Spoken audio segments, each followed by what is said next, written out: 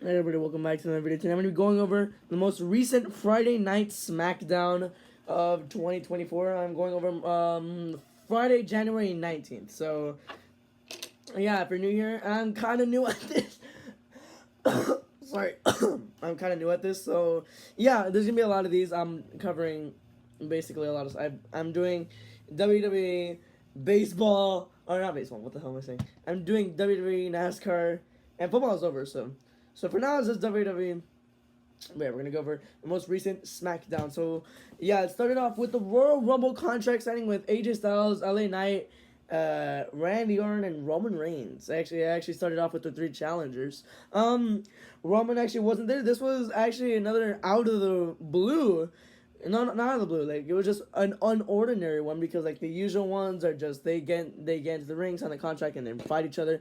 No, this time it was actually like Roman was scared, or like Roman never came out. This whole segment with Paul and what's it called, Nick Aldis, and then all of a sudden AJ Styles and LA Knight getting into an argument over who should actually be the number one contender, and then they're just fighting, and then Randy's just in the back instigating, and then goes up to Paul and just plays with his tie.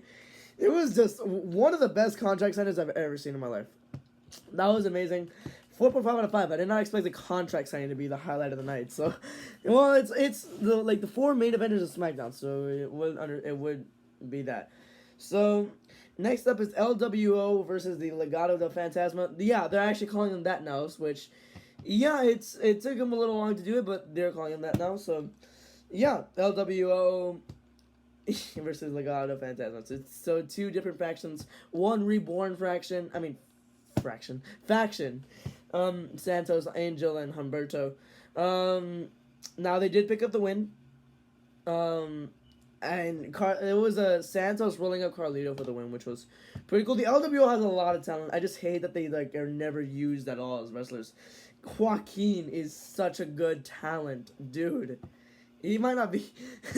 He sounds so American, but still, he is such a talent. I would personally push him a little bit more because he deserves it. He deserves it. But Legado had to win here because it was such a big marking point, and it was gonna set up that match between Carlito and Santos.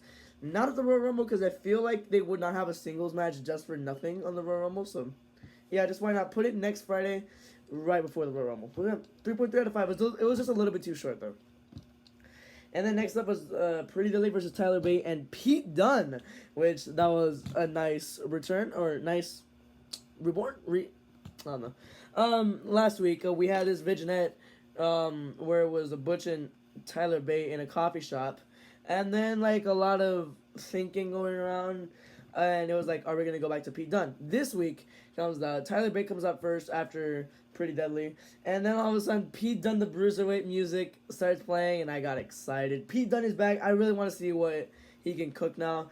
This one showed a lot of openness to how limited Bush's character was, and how Pete Dunne is a ravaged, savage monster whose face and is gonna wreak havoc in a good way.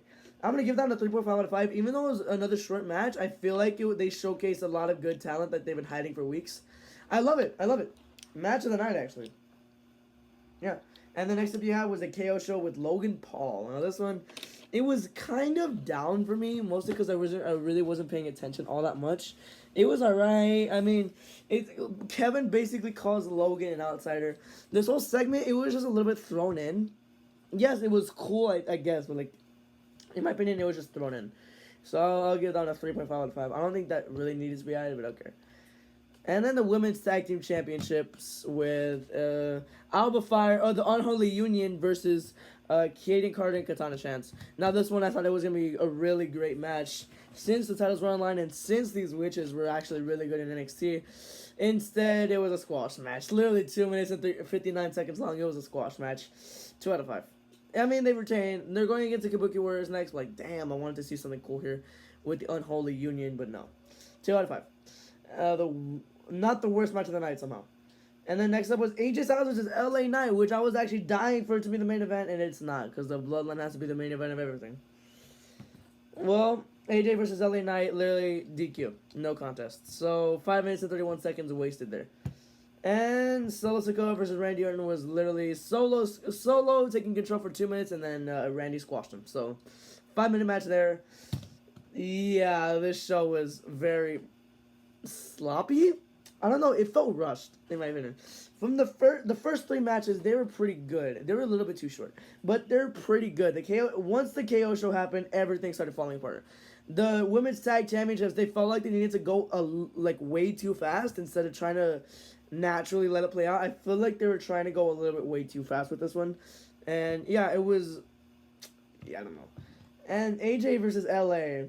This one was because AJ like got in a fight with LA like in the contract signing, and this one just ended up being another. And they're like moving like they're having to rush too, because you can't fit like 7 segments that are 10 minutes each into this 2-hour long show with commercials. It's just not pretty much possible.